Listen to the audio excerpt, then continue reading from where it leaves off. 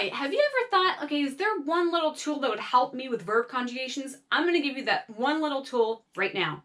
Est-ce que vous êtes déjà dit, est-ce qu'il n'y a pas un petit outil qui pourrait m'aider avec la conjugaison des verbes? Je vais vous donner un outil là maintenant tout de suite. Hi, this is Rachelle DeMeo from Belle Terre Academy. Bonjour, c'est Rachel DeMeo de Belle Terre Academy.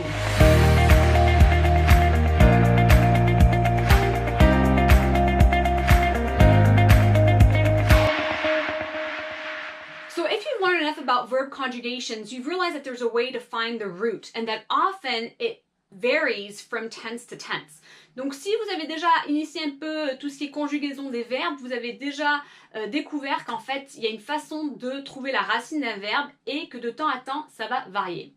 So what I mean by that is, like, for instance, if you're looking at the imperfect form, or sorry, if you're looking at the imperfect tense, then you're saying, oh, focus on the new, put it in the present tense, and then you find out the root. If you don't know what I'm talking about, don't worry about it, I'll link it in the comments. Donc peut-être vous regardez au temps de l'imparfait et bon, pour trouver la racine, on utilise nous, on le met au présent, ça nous donne la racine. Si vous savez pas de quoi je parle, je mettrai la vidéo dans les commentaires qui l'explique un peu mieux. Or you're looking at the subjunctive and you're like, oh, I have to use the third person in the plural form. Il et elle. Ou peut-être vous regardez le subjonctif et vous vous dites, bon, ben, il faut que je mette à la troisième personne au pluriel, donc il et elle au pluriel, pour trouver la racine.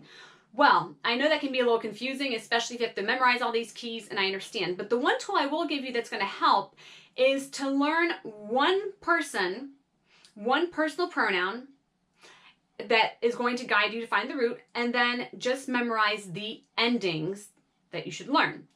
Donc la seule clé que je vais vous donner, c'est de prendre un pronom personnel, donc celui qui vous aide à trouver donc cette racine, juste un, et ensuite de mémoriser les pronoms personnels. One way that can be even more effective if that's too confusing to you, I'm going to take it a step a notch higher, is what you can do is just take the first person, so I, so je, and learn that one for all of them. So I'll give you some examples of that. Donc, ce que vous pouvez faire pour prendre ça encore un pas au-dessus de ce dont on parlait, c'est vous pouvez juste apprendre la première personne au singulier, donc c'est-à-dire je, et vous apprenez les terminaisons qui vont avec. So if I wasn't sure, let's say, like with être, with the verb to be, and imperfect, that's the only verb that's irregular, and I'm not sure what it is, then I would just have to memorize j'étais, and then I would just know that I'd plug in all the other endings to that.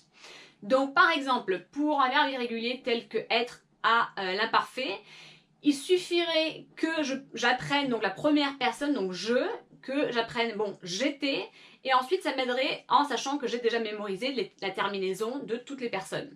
So the key is, and this has been proved to be successful with the students I teach, is memorize the endings for each person, but then when you're going through a lot of them, focusing on the verbs that are the most commonly used, so a lot of them are irregular, focus on that first person, the je, okay? And that's going to help you memorize a lot of different verbs quickly.